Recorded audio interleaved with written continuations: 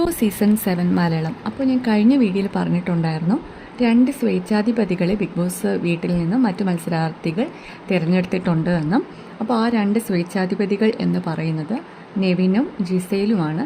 നെവിനും ജിസയിലും മറ്റു മത്സരാർത്ഥികളിൽ നിന്ന് 7 പേരെ സെലക്ട് ചെയ്യാനുള്ള അധികാരമുണ്ട്. ആ 7 പേർക്ക് മാത്രമേ നോമിനേറ്റ് ചെയ്യാനുള്ള അധികാരമുള്ളൂ. അപ്പോൾ ആ 7 പേര് അത് ഞാൻ കഴിഞ്ഞ വീഡിയോയിൽ പറഞ്ഞിട്ടുണ്ടായിരുന്നു. ആ 7 പേരിൽ ആദ്യത്തെ ആൾ അനീഷ്. അപ്പോൾ അനീഷ് വന്നിട്ട് നോമിനേറ്റ് ചെയ്ത 2 വ്യക്തികൾ നൂറ, രേണു. അക്ബർ വന്നിട്ട് പറഞ്ഞ 2 പേരുകൾ രേണു, ഒണീൽ. പിന്നെ ഷാനവാസ് വന്നിട്ട് പറഞ്ഞു ബിന്നി, അക്ബർ.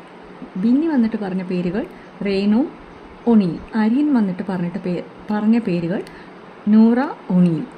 റെന വന്നിട്ട് പറഞ്ഞ പേരുകളാണ് നൂറ, ഒണീൽ. ഒണീൽ വന്നിട്ട് പറഞ്ഞ പേരുകൾ നൂറ, റെന.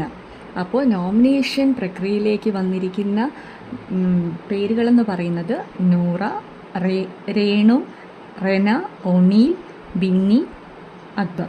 പിന്നെ ലാലേട്ടൻ ഡയറക്റ്റ് നോമിനേറ്റ് ചെയ്ത ആര്യൻ. പിന്നെ ജിസയിലും നെവിനും നോമിനേറ്റ് ചെയ്ത പേരുകളാണ് ആദില, അഭിലാഷ്. ഓക്കെ, സോ എൻ്റെ ഈ വീഡിയോ ഇഷ്ടപ്പെട്ടാൽ ഒന്ന് ലൈക്ക് ചെയ്യട്ടെ, ഒന്ന് കമൻറ്റ് ചെയ്യുക, ഒന്ന് സബ്സ്ക്രൈബ് ചെയ്യുക. Thank you.